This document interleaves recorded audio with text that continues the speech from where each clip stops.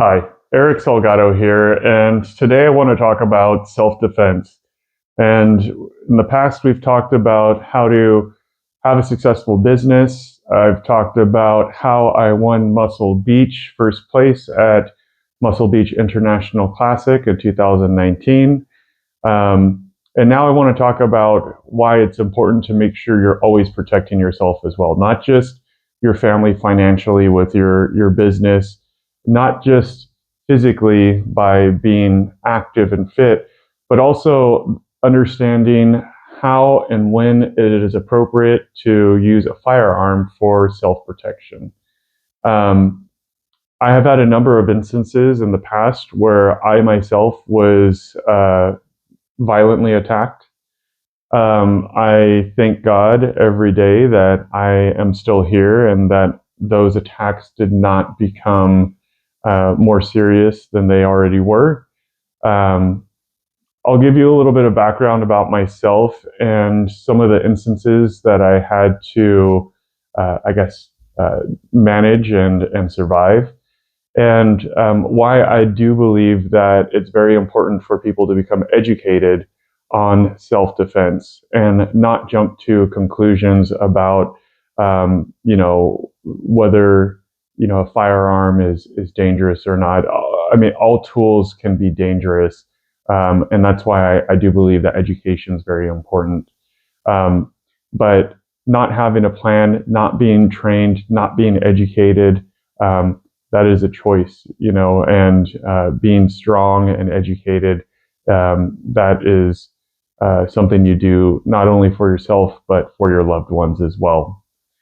Um, Growing up, I grew up in a pretty, well neighborhood. I don't think I had to worry too much about my safety. A matter of fact, I do believe that I was probably one of the last generations that would go outside and just play all day and just had to be home, as the street lights came on. Um, there was no cell phones. I would just go to a friend's house. I'd call my parents, let my mom know where I was at. And, normally it would just be like, okay, be home before dark and we're going to have dinner ready. And so that's how I grew up. Um, I moved down to Southern California for college, and I went to college at Cal Poly Pomona. And if you're not familiar with Pomona, Pomona is kind of known to be a city um, that is not too affluent. There's a street that's very famous in Pomona for drug activity, prostitution, and a lot of times when there's violent crimes committed in Southern California, obviously people know about Compton and areas in Los Angeles, but Pomona's kind of right up there as one of those areas that you definitely want to be cautious about your surroundings if you're in Pomona. Um, I remember going to school at Pomona and hearing and seeing, you know, um, different stories about, students that weren't cautious of their surroundings, being violently attacked, robbed, or even raped. And it was a common practice that the fraternities would always walk the sororities to their vehicles because of how dangerous the area was, whether it's from a house party or even just classes. It was very common that the men would escort the women to their vehicles, and everyone would stay in groups because, like I said, the area wasn't that good. While I was in college and I was getting involved with one of the clubs for business, it was the Latino Business Student Association. They sent us as a little, kind of icebreaker and team building activity on this scavenger hunt.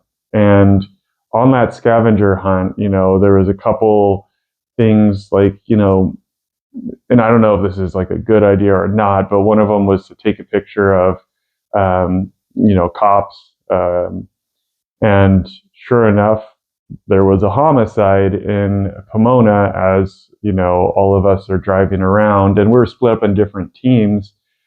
And I remember my team approaching, the cops and saying, "Hey, can we take a picture with you?" And they say, "Hey, this is a dangerous situation. This is a homicide. You guys shouldn't really be here right now." So, right there, I was kind of like, "Oh man, like um, that's kind of scary. Like someone was just, murdered, right a couple feet from us in that building." And, we're over here, just a bunch of kids just driving around, trying to do the scavenger hunt. I had a lot of fun on the scavenger hunt. And afterwards, we were all going to meet up at the Denny's that was next to the university. And as we pull up, someone's lying on the ground, and people are just running out of the restaurant in panic. And it turns out that person lying on the ground was just stabbed moments ago by someone that came up. I don't know if it was gang related or not. Again, we just wanted to get something to eat, and then we ended up, basically being at a crime scene, just by chance, because someone was stabbed right outside of this Denny's. Um, During college, I also went to a couple of college parties and heard additional stories about how, it wasn't uncommon for some of the, men at the parties to um, carry weapons and escort the women back to their vehicles, because if they didn't, the women would be um, robbed or molested as they were trying to get into their vehicles. And it was just one of those things that, like, everyone was always just being extra cautious because we weren't in a great area. I did have another incident when I was at a house party with my cousins and my brother, and a bunch of party crashers came in. And these party crashers um, were all wearing black. They were all tattooed. They had uh, bandanas around their face and caps on, so you couldn't really see their face too well. The reason why I know they're tattooed is because some of them were pulling up their shirts and showing off how their chest and stomach were all tattooed up. I felt very uncomfortable in that situation, but I didn't want to leave because I didn't want anything to happen to my friends or family that were still there at the party. And while I was there, I noticed one of our friends, mutual friends, was leaning up against the pool table, and he was just moving his head back and forth. Initially, I thought that he was um, just really enjoying the music. Maybe this was his song. But then I realized that one of those party crashers had brass knuckles on both of his hands and was just punching our mutual friend, and his head was just being knocked back and forth, and there was actually blood that was just gushing out of his face with every time he got punched. Instinctively, I moved away from the pool table, or moved towards the pool table, because I was leaning up against the wall, just kind of observing the room at this point. And I went to go grab this gentleman that was beating up our friend. But at that moment, I end up getting rushed. Now I'm right next to the guy I was trying to help. And I have three men that are punching me in the stomach, and the side, and in the face. Um, I immediately dropped to the ground. They grabbed me and they drug me into a corner and proceeded to punch me and kick me, trying to knock me out in the head. I was dazed because everything happened so fast, but I knew I was kind of in a life or death situation and that I needed to survive. So I took my jacket, which was very similar to this one. I had it open at the time. And so I just pulled it over my head and just started moving my head side to side. Eventually, I was able to kind of get my bearings, and I saw their feet as they tried to continue to kick me. And as a wrestler in high school, I did have training, and I was working out consistently. So my body was primed and ready to defend itself. And I would say at this point, a lot of adrenaline just kind of dumped into my system. Um, if you've ever been in a life or death situation, you basically kind of go into this turbo mode where adrenaline kicks in, and you're not even 100% sure of what's happening, but you're just moving. And what I did was I double legged whoever was in front of me, and I ended up lifting this person up over my head and then slammed them down as hard as I could. And this was hardwood floor. Now, at this point, I don't remember everything. My cousins had to kind of fill me in on what happened because, again, the adrenaline kicked in and you kind of blank out. But they said you heard a crack, like a whip crack, because I slammed him on the hardwood floor so hard, and he just bounced and he was out cold. I then turned to the person next to me. Again, there was about three gentlemen that were jumping me at that time, and I leaned into him with everything I had, and I ended up knocking him out. I then turned to the other person on the other side of me, and he kind of just realized what was happening because I stood up and everything with so much force. I kind of knocked him back. And then as he came at me, again, I just connected with him. My cousin said his feet kind of flew up in the air and he was out cold. Now, around this time, I attracted the attention of the whole room. So suddenly I have this whole room kind of looking at me, and I run outside, and this is where the adrenaline starts to come down, and I start to realize what's happening.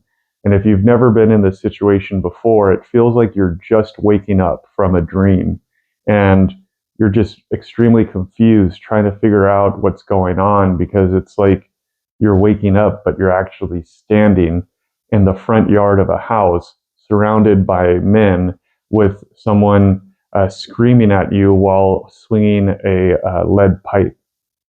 So I immediately jumped into my truck.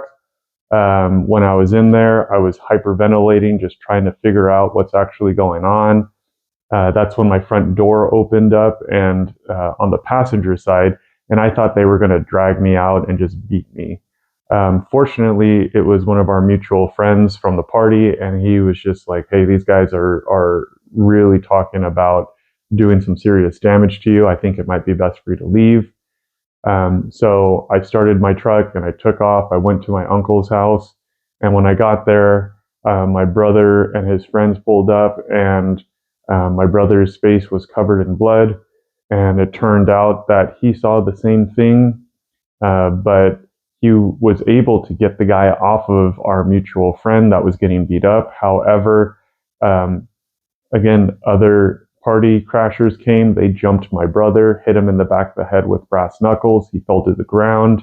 They then hit him in the face with brass knuckles, splitting open his eyebrow. And luckily, our friends were able to jump in there, get my brother, get him to safety. And that's when we met up over at my uncle's house. So this situation, again, like, I was very, very grateful that, we survived with just the injuries that we had. I do think that my physical training and wrestling, experience came into play.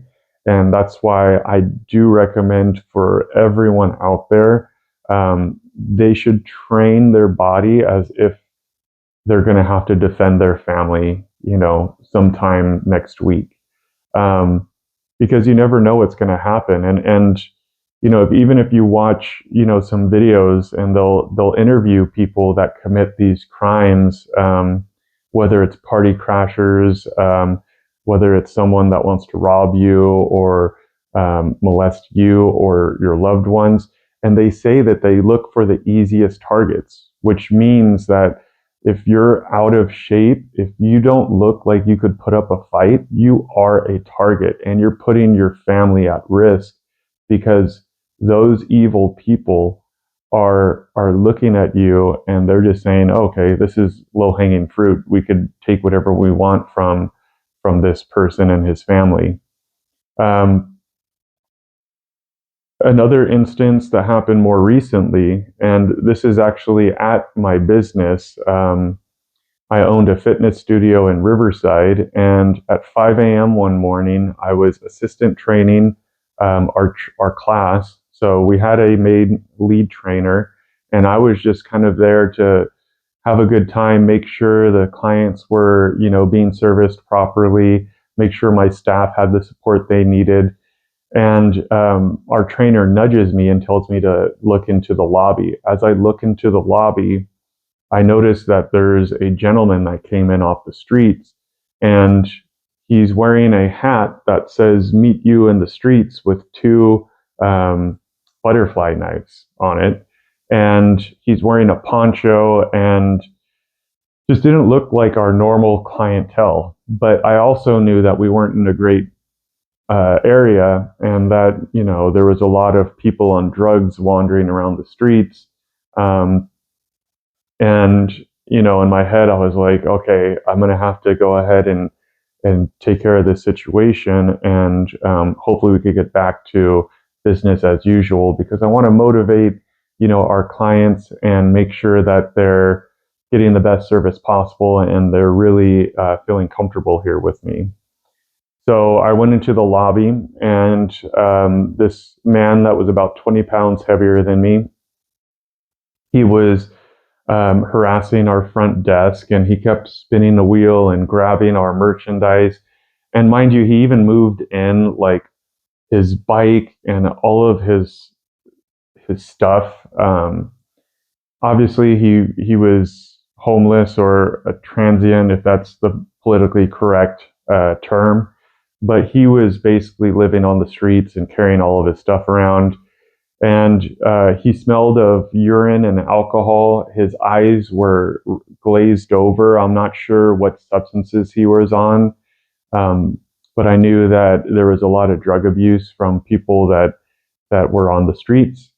And so I went up there and I just repeated myself that we were a private facility and that we only operated by appointments, and that he would have to leave and he would have to call us to set up an appointment.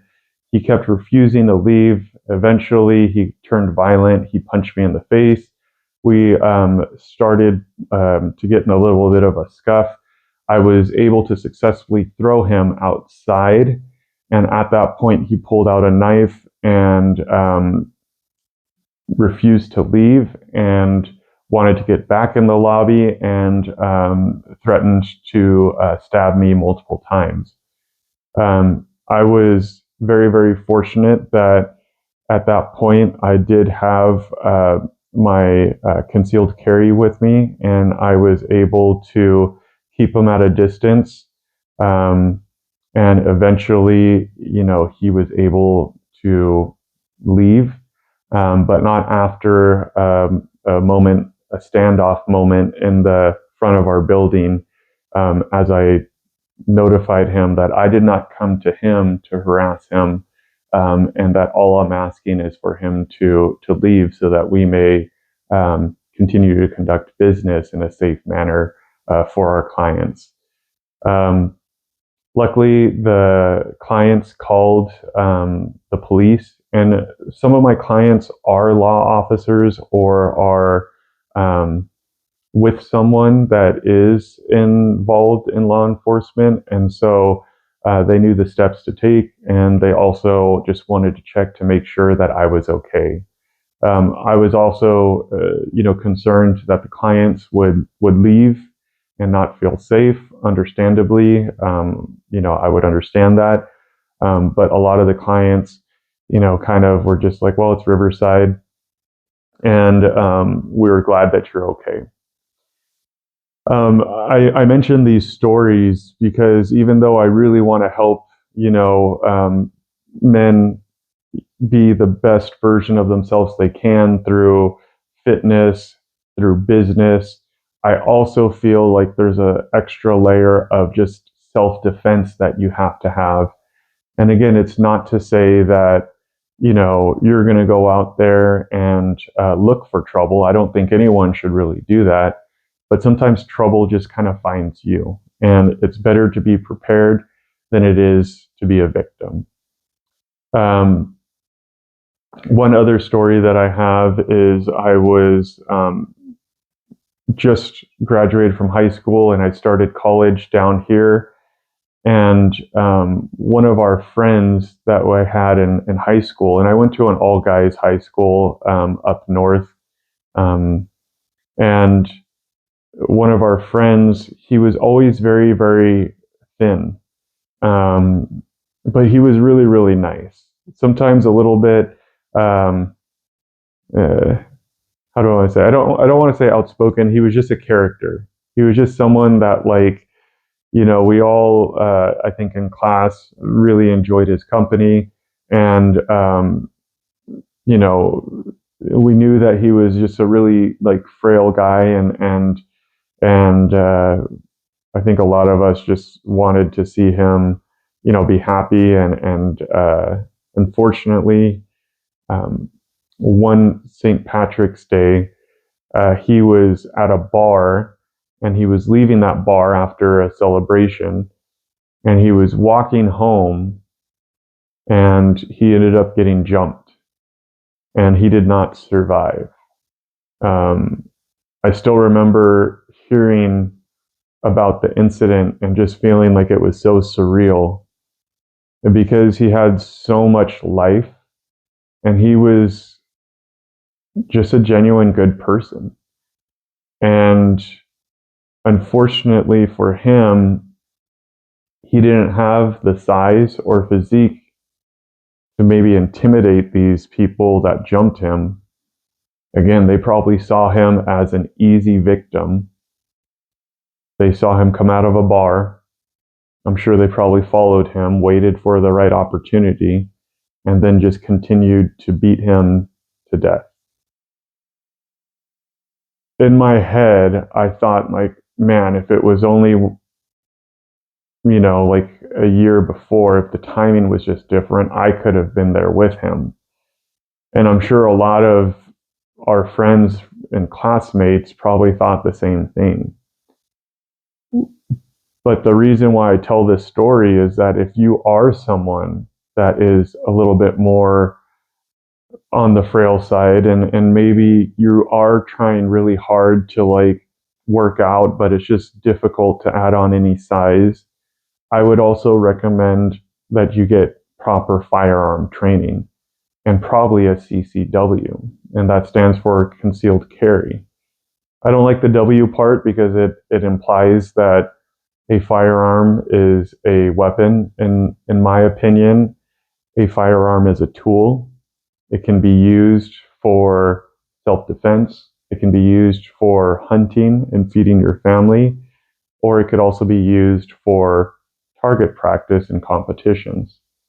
Um, Obviously, some people have very strong feelings about gun control, but what I would say about gun control is that only applies to law abiding citizens. It does not apply to criminals. So the whole argument that we need more regulation on guns actually doesn't really make any sense, because criminals aren't going to follow any regulation. Criminals are going to do whatever they can to get what they want as easily as possible. And, I've just listed a number of stories where these criminals came in with brass knuckles. These criminals came in with knives. And some of them just brute force. And if you're a young woman, or just any woman out there, I feel like you constantly have a target on your back. And to the husbands and the dads out there, you just want to be able to protect the ones that you love and make sure that they're safe. And that is why I do strongly believe in the Second Amendment. I do believe in education and training, but I think that gun control and over regulations really just punishes the law-abiding citizens, and it doesn't punish the criminals. They're going to do whatever they can to commit the crimes that they feel, are necessary for their survival, and it's up to us to be educated and prepared so that our families don't become those victims. Um, One of the things that I am currently working on is my firearm instructor certifications. Um, if you're interested in learning more about how to protect yourself, you could reach out to me. If you want me to go over some more information on, firearm safety and basic firearm training, you could definitely let me know. I don't know how much I could share in videos, but maybe we could set up some sort of course or class for you guys. And then one thing that I also have is if you guys are carrying or you want to make sure that you never have to worry about legal issues when you defend yourself, um, go ahead and look up USCCA. They offer self-defense and concealed carry insurance. One of the things I found interesting about them, and you could look at other ones as well, as I'm sure there's other providers, but um, what I like about them is that if your dog defends you in a home invasion situation, this could also help cover, your pets.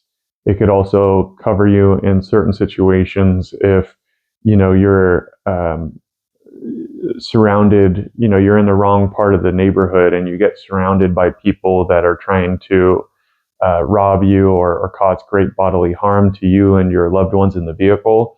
And let's say you have to drive off, right away, and you end up hitting someone, or you hit, one of the attackers. This would also cover you as well in civil court. So I recommend looking into it. I do have a link.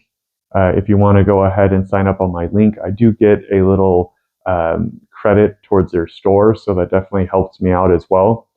But again, I just think you need to be safe. You need to protect yourself, and I think, like I said, taking care of your finances is important. I think taking care of your fitness is important, but also understanding how to take care of yourself legally, as well as have the proper training and tools necessary to protect yourself when trouble does come to you and you're forced into a situation where you have to survive.